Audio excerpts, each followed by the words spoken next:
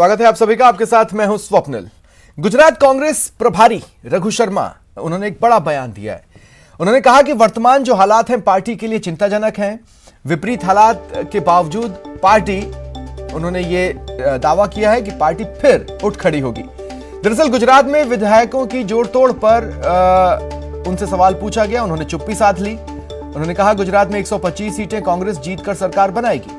गुजरात कांग्रेस प्रभारी डॉक्टर रघु शर्मा ने कहा वर्तमान हालात में पार्टी के लिए चिंता की बात जरूर है, लेकिन तमाम तरह के विपरीत हालात के बावजूद पार्टी फिर से उठ खड़ी होगी। उन्होंने कहा गुजरात में भाजपा के 27 साल के कुशासन से लोग परेशान हैं। इस बार कांग्रेस 125 से ज्यादा सीटें जीतेगी। वहीं रघु शर्मा ने गुजरात में आप के वजूद को नकारते हुए कहा कि पंजाब में स्थितियां अलग थीं, गुजरात की स्थितियां अलग हैं। उधर गुजरात में कांग्रेस विधायकों की जोड़तोड़ की आशंका के मसले पर डॉक्टर रघु शर्मा ने कुछ भी बोलने से इनकार कर दिया। उनसे बात की सहयोगी दिनेश शर्मा ने।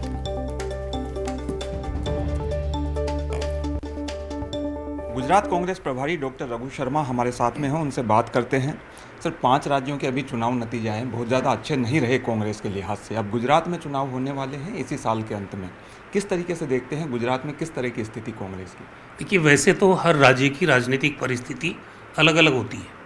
गुजरात की अलग परिस्थिति है। पिछली बार 2017 में जब गुजरात के चुनाव हुए, ठीक उससे पहले उत्तराखंड में हम हारे थे, उत्तर प्रदेश में हम हारे थे, उसके बाद गुजरात का चुनाव हुआ और गुजरात के चुनाव में हम करीब करीब सत्ता के पास पहुंच गए थे।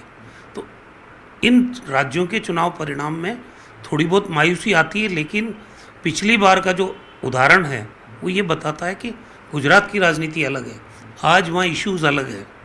वहाँ पे भारतीय जनता पार्टी का 27 साल से कुशासन गुजरात की जनता झेल रही है। वहाँ कोविड मिसमैनेजमेंट हुआ है, लाखों लोगों ने दम तोड़ा है। वहाँ ड्रग की तस्करी आम बात हो गई है, हज़ारों करोड़ रुपए की ड्रग की तस्करी हो रही है। वहाँ पे कानून और व्यवस्था नाम की चीज़ नहीं है। वहाँ हालात किसानों की इतनी बदतर हो रही है कि आप चाहे जीआईडीसी हो, चाहे पोल्यूशन कंट्रोल बोर्ड हो, वो सारे करप्शन का अड्डा बन चुके हैं। तो किसानों की ज़मीनें ख़राब हो रही है, वहाँ नदियों का पानी प्रदूषित हो रहा है, वहाँ एनवायरनमेंट प्रदूषित हो रहा है। बहुत सारे इश्यूज है। आदिवासियों का अलग इशू है। जो डैम बनाने के फैसले इन्होंने किए उसमें आदिवासियों की ज़मीनें जा रही है, वो आंदोलन कर रहे हैं। तो गुजरात के हालात की तुलना उत्तराखंड और यूपी से नहीं की जा सकती। और मेरा दावा है कि इस बार 125 से ज़्यादा सीट जीत के हम कांग्रेस की सरकार बनाएंगे। लेकिन सर, जिस तरह की स्थितियां चल रही है उसमें पार्टी को एकजुट रख पाना बड़ी चुनौती अभी कांग्रेस के लिए है। जिस तरह का माहौल देश में चल रहा है, एक के बाद एक राज्य कांग्रेस खोते जा रही है। देखिए, चिंता की बात तो है, और जब कांग्रेस ऐसी परिस्थिति में आती है तो ये सब बातें उठती है। लेकिन मैंने कांग्रेस का इतिहास देखा है, हर तकलीफ़ के बाद में कांग्रेस ताकत के साथ उभर के आई है। तो जो भी चीज़ें हमारे सामने हैं उन गलतियों से हम सीखते हुए कांग्रेस को मजबूत बनाएंगे और आने वाली चुनौतियों का डट के मुकाबला करेंगे। क्योंकि अगर लोकतंत्र में विपक्ष नहीं है तो मैं समझता हूँ लोकतंत्र के मायने नहीं है। आज देश को ज़रूरत है मजबूत विपक्ष की, और मजबूत विपक्ष का दायित्व अगर कोई निभा सकता है देश में तो कांग्रेस पार्टी ही है, राहुल गांधी है, जो दमखम के साथ नरेंद्र मोदी जी की सरकार की नीतियों के खिलाफ समय समय पर बात करते हैं अपनी। और कांग्रेस पार्टी लोकतंत्र के लिए कांग्रेस पार्टी का सर्वाइवल भी जरूरी है और वो सर्वाइव करेगी। इस बार सर चुनौती इसलिए भी ज़्यादा बड़ी है क्योंकि पंजाब में जो है वो हमने देखा कि आप जो है वो सत्ता में आई। तो क्या दूसरे राज्यों में आप उसका वजूद बढ़ता हुआ देखते हैं, या पंजाब की परिस्थितियाँ अलग और दूसरे राज्यों की अलग भी? मैंने आपको कहा कि पंजाब की परिस्थिति अलग है। पंजाब में ये प्रमुख विपक्षी पार्टी थे, इनके कुछ सांसद भी जीते हुए थे और कई सालों से पंजाब में ये काम कर रहे हैं। ये तो गोवा में भी गए थे ना, ये तो उत्तराखंड भी गए थे ना अभी चुनाव में, ये यूपी में भी गए थे, वहाँ क्या हुआ? तो ये गुजरात में भी आएंगे और चले जाएंगे। गुजरात में मुकाबला जो है वो भारतीय जनता पार्टी और कांग्रेस के बीच में रहने वाला है। कैमरामैन बलबीर सिंह के साथ दिनेश शर्मा, न्यूज़ 18 जयपुर। मुख्यमंत्री अशोक गहलोत के सलाहकार सिरोही विधायक संयम लोढ़ा ने गुजरात कांग्रेस में दरअसल टूट की आशंका जताई। इसे लेकर संयम लोढ़ा ने एक ट्वीट किया। ये वो ट्वीट है जो गुजरात इलेक्शन 2022 को लेकर है और अब इस पर राजनीतिक घमासान चल रहा है। अपने ट्वीट में संयम लोढ़ा ने बीजेपी की ओर से कांग्रेस के 10 विधायकों पर डोरे डालने की बात कही और आलाकमान को चेताया है। उन्होंने लिखा, बीजेपी कांग्रेस के 10 विधायकों पर डोरे डाल रही है। स्वस्थ रहें, सतर्क रहें। Hashtag Gujarat elections 2022।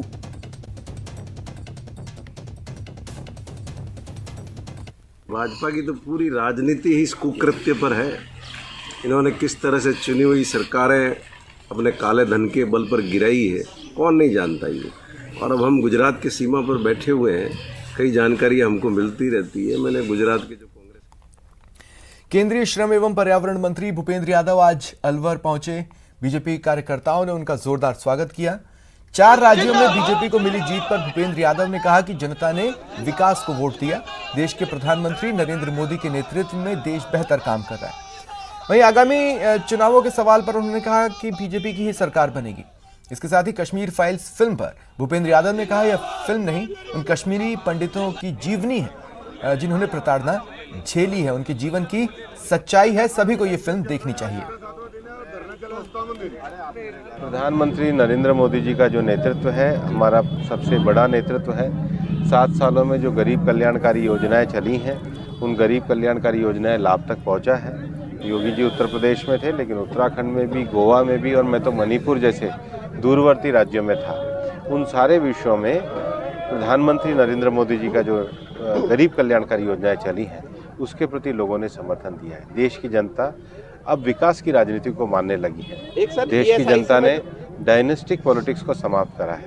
Kashmir file movie उन सब परिस्थितियों को दर्शाती है कि किस प्रकार से कश्मीर को एक अत्याचार का शिकार होना पड़ा। ये सच तथ्य को सामने ला रही है।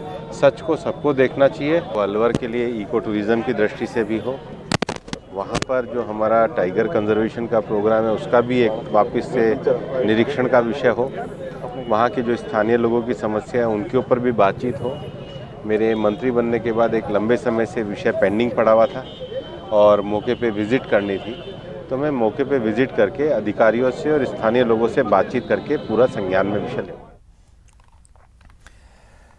होली के दिन चंबल की नहरों में 5 लोगों की डूबने की घटना पर लोकसभा अध्यक्ष ओम बिरला की संवेदनशीलता सामने आई है।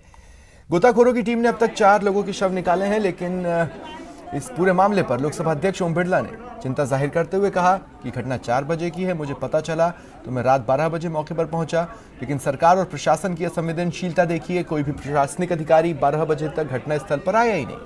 मुख्यमंत्री को इस मामले पर ट्वीट कर जानकारी भी दी गई। सुनिए क्या कुछ बोले लोकसभा अध्यक्ष।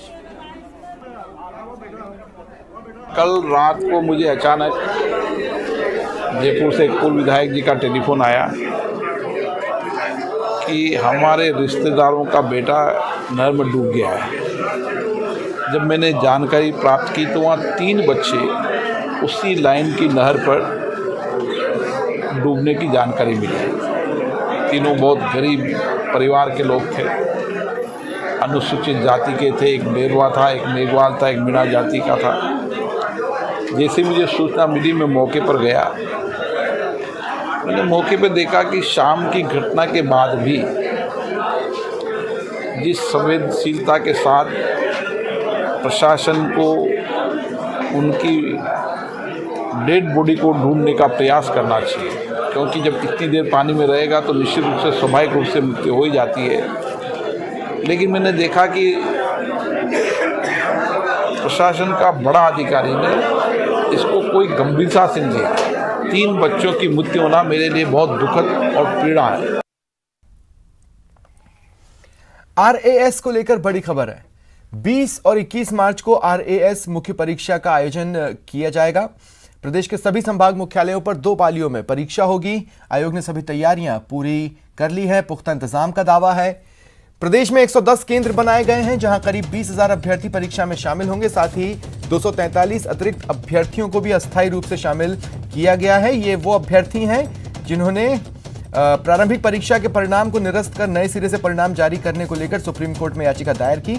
सुप्रीम कोर्ट के निर्देश पर फिलहाल याचिकाकर्ता इन अभ्यर्थियों को अस्थायी रूप से परीक्षा में शामिल किया गया है। हालांकि इनके नतीजे बंद लिफाफे में होंगे जब तक सुप्रीम कोर्ट अंतिम फैसला नहीं ले लेता।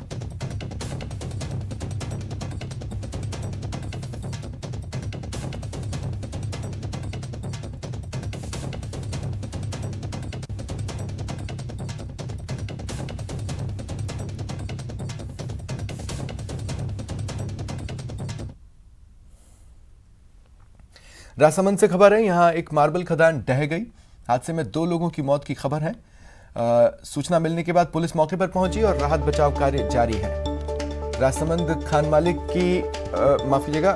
मालिक की मनमानी के कारण ये बड़ा हादसा हुआ बताया जा रहा है। कच्चे रास्ते की मिट्टी ढहने से एक मासूम समेत 2 लोगों की मौत हो गई, वहीं एक व्यक्ति गंभीर रूप से घायल है। खान मालिक ने रास्ते पर मार्बल खनन कार्य शुरू कर दिया। किलवा थाने के उमटी शिव मंदिर जाने के दौरान यह हादसा हुआ है।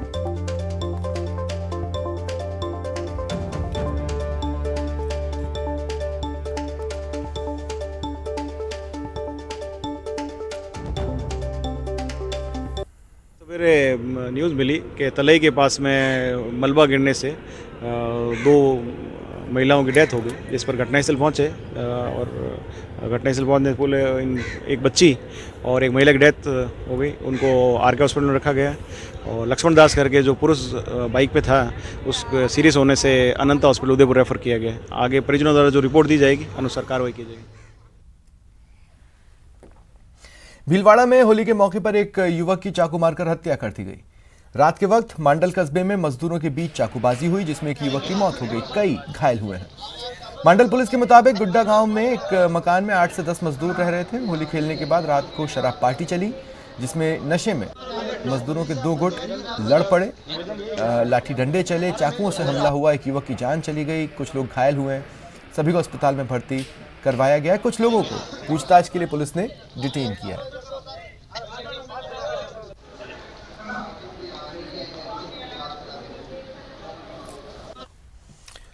और एक बड़ी खबर सुन लीजिए। प्रतापगढ़ में मौत पर हंगामे की खबर मिल रही है। ग्रामीणों ने पुलिस थाने पर जमकर प्रदर्शन किया। तस्वीरें भी आप अपने टीवी स्क्रीन पर देख पा रहे हैं। खबर से जुड़ी हुई बड़ी संख्या में आक्रोशित लोग यानी ग्रामीण प्रदर्शन कर रहे हैं। सरपंच की गाड़ी से कुचलने का मामला यह बताया जा रहा है। आरोपी सरपंच की गिरफ्तारी की मांग ये ग्रामीण कर रहे हैं। हालांकि जो आरोपी सरपंच है वो एक घटना के बाद से ही फरार बताया जा रहा है। ग्रामीणों का कहना है उसे ढूंढो और पकड़ो, गिरफ्तार करो।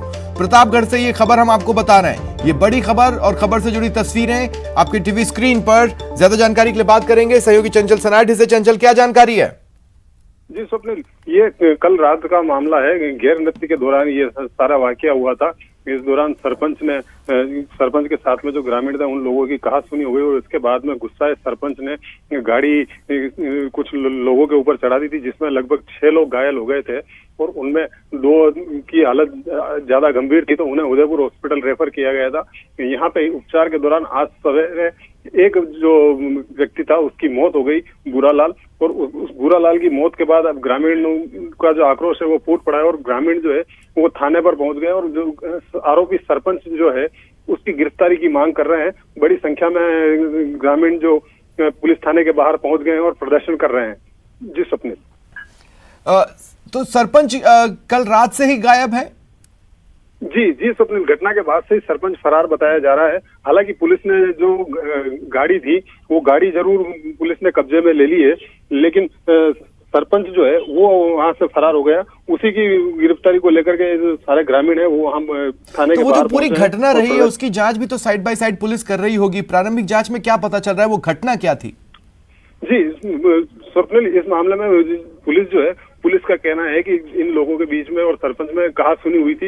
इसके बाद में इन लोगों ने पथराव किया था, गाड़ी के ऊपर पथराव किया था और पथराव के बाद में वो गाड़ी आगे पीछे लेने के दौरान ये घटना कारित हुई है। लेकिन ग्रामीण जो है उनका कहना है कि ऐसा कुछ भी नहीं हुआ। पथराव ग्रामीणों की ओर से कोई पथराव नहीं किया गया, क्योंकि अगर पथराव किया जाता तो जो सरपंच के पास जो गाड़ी थी उस गाड़ी पर भी पत्थरों के निशान जरूर आते, लेकिन गाड़ी पर पत्थरों के एक भी खरोच नहीं आई है।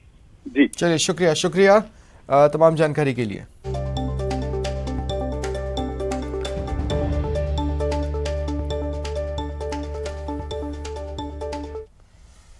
चलिए बढ़ेंगे आगे। कोटा में चंबल की नहरों में होली के दिन 5 लोगों के डूबने की घटनाएं हुई। एक के बाद एक इस तरह की घटनाएं वहां पर सामने आई है, जिसके बाद हड़कंप मचा हुआ है। गोताखोरों की टीम ने अब तक 4 शव निकाल लिए हैं, जबकि एक की तलाश जारी है।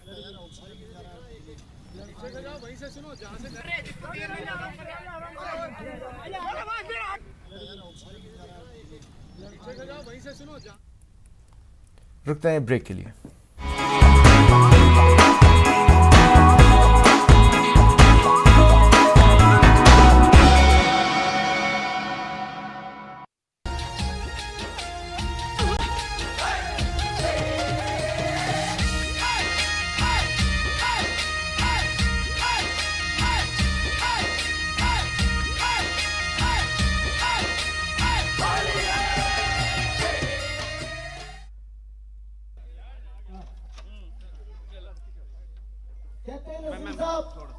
देखते हैं मुझे इतना बदनाम हो चुका हूँ, फिर मैं साहब की तारीफ बता देता हूँ। कुछ हो गया सब। और अब कुछ वीआईपी लोगों की तस्वीरें देखिए आप होली खेलते हुए। देख रहे हैं आप केंद्रीय मंत्री मुख्तार अब्बास नकवी कार्यकर्ताओं समर्थकों के साथ होली के रंग में रंगे नजर आ रहे हैं। ढोल बजाते भी आपको नजर आए। और होली के दिन अगर एक बार ढोल बजने लगता है तो पैर रुकने का नाम नहीं लेते। और देखिए राजस्थानी संस्कृति की पहचान कलाकार जब प्रस्तुति दे रहे हों तो इस देश में शायद ही कोई होगा जो अपने आप को नाचने से रोक ले, झूमने से रोक ले। दिल्ली से ये तस्वीरें आई हैं। केंद्रीय मंत्री मुख्तार अब्बास नकवी होली के रंग में रंगे हुए, मस्ती में डूबे हुए।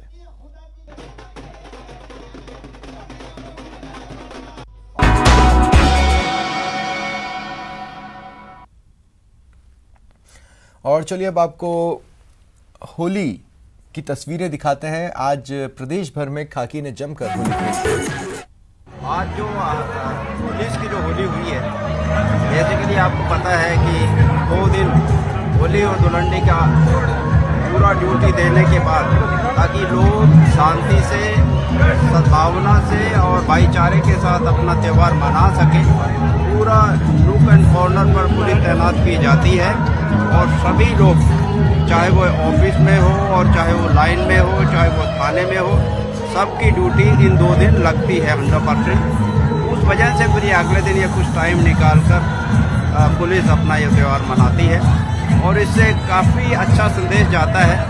एक लोगों को सेलिब्रेट करने का मौका मिलता है और इसमें एक स्ट्रेस बस्टिंग की जो एक होती है कि छोटा मोटा जो तनाव है वो भी दूर हो जाता है अपने अधिकारियों कर्मचारियों के साथ होली खेल कर।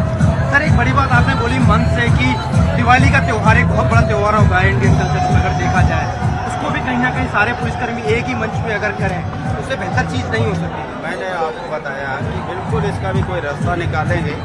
अभी भी हम दिवाली मिलन भी करते हैं लेकिन वो इस स्केल का नहीं होता है, वो थोड़ा कम उसमें रहता है। उसको भी इस ढंग पर पूरे हाई लेवल पे लेकर आएंगे। बिल्कुल लोगों से, अपने कर्मचारियों से, अधिकारियों से बात करने के बाद उसका भी कोई समाधान निकालेंगे। एक मैसेज सर। बिल्कुल सभी को बधाई, शुभकामनाएं। सभी ने पूरे प्रदेश में अच्छे से दोनों त्यौहार मनाए हैं और कुछ एक छिटपुट घटनाओं को छोड़कर बड़ी शांति रही, अमन चैन रहा। इसके लिए सभी प्रदेशवासियों को धन्यवाद और सभी पुलिस कर्मचारी।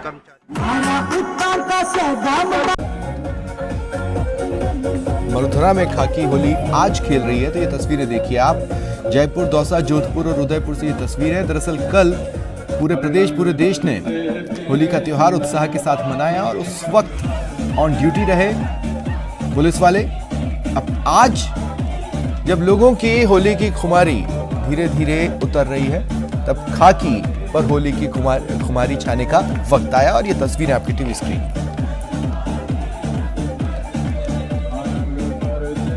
देखिए 3 और तस्वीरें हैं अजमेर, कोटा और सीकर में किस तरह से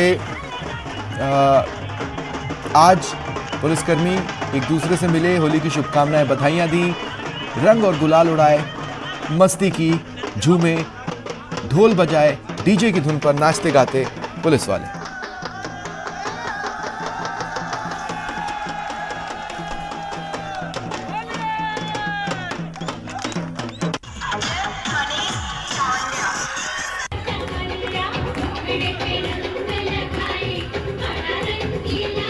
और ये तस्वीरें दौसा की हैं। यहाँ पुलिसकर्मियों ने जमकर होली खेली। इस मौके पर एसपी अनिल बेनीवाल ने पुलिसकर्मियों के साथ जमकर डांस किया, सभी को होली की शुभकामनाएं।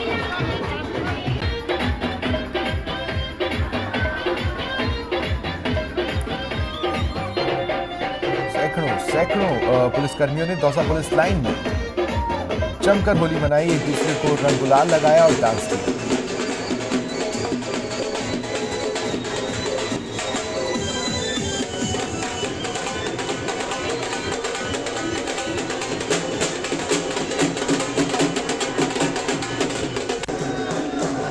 जश्न में छोटे बड़े सभी पुलिस वाले शामिल हुए, जमकर एक दूसरे को रंग गुलाल लगाया। पुलिसकर्मियों ने एसपी अनिल बेनीवाल के साथ सेल्फीज ली।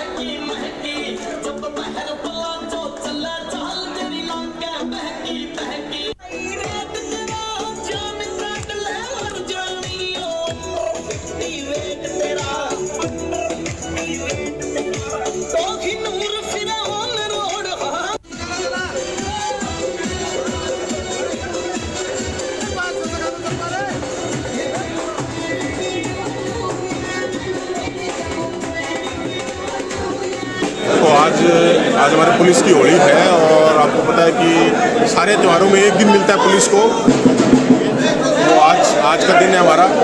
और दौसा पुलिस के सभी जवान अधिकारी आज सारे पुलिस लाइन में इकट्ठा हुए हैं। आज का दिन पूरे साल की मेहनत है, उसको सेलिब्रेट करेंगे हम रंगों के थ्रू। कल से दोबारा काम करेंगे। काम का स्ट्रेस है, टाइम नहीं मिलता और फैमिलीज के पास नहीं जा पाते। पुलिस ही हमारी फैमिली है, यही हमारा परिवार है। और आज के दिन जो सारा फ्रस्ट्रेशन है वो आज हम बाहर निकालेंगे। कल से एक नई एनर्जी के साथ, नई ताकत के साथ में दोबारा काम करेंगे। और जयपुर की एक बार फिर तस्वीरें देखिए आप पुलिसकर्मियों ने।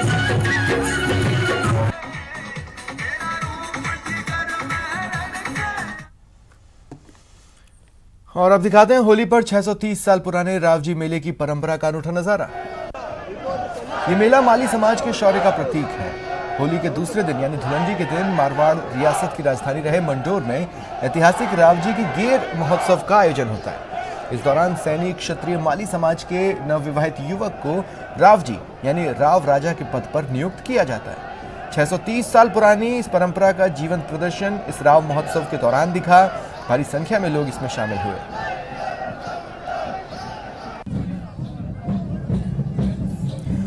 और इस साल इस मौके पर मंडावता बेरा मंदिर चौक से पूजा अर्चना कर रावजी की गेर रवाना होकर खुखरिया बेरा पहुंची, जहां समाज के वरिष्ठ लोगों की ओर से स्नेह मिलन कार्यक्रम आयोजित किया जाता है।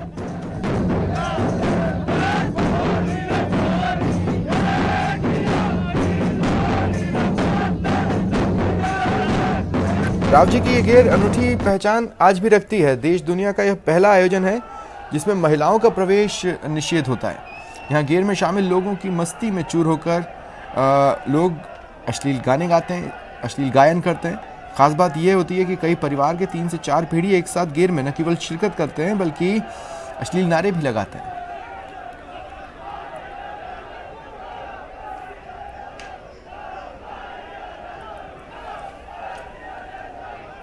युवाओं के साथ साथ तमाम चाहे बड़े बुजुर्ग आप देखेंगे, सभी लोगों को एक अलग तरह का उत्साह है। मुझे बताया गया जैसे कल रात से जिस तरह से जश्न का माहौल चल रहा है और निश्चित तौर पे आने वाले समय में भी इसकी एक अलग महत्व हमेशा रहेगा। इस पर्टिकुलर गैर रावजी गैर की बात करूं मंडोर में, तो ये तो हमेशा से ही इसके प्रति एक अलग तरह का चाम, एक अलग तरह का जोश यहाँ के क्षेत्र के युवाओं का रहा है और हमेशा बना रहेगा। युवाओं से यही कहना चाहूँगी कि जो पुरानी भारतीय संस्कृति है उसको उस पर कायम रहते हुए जो ऐतिहासिक रावजी की गैर है इसमें ज़्यादा से ज़्यादा हिस्सा लें और हमारी भारतीय संस्कृति को कायम रखें। और सभी को होली की बहुत बहुत शुभकामनाएं देती हूँ। फिलहाल इतना ही, नमस्कार।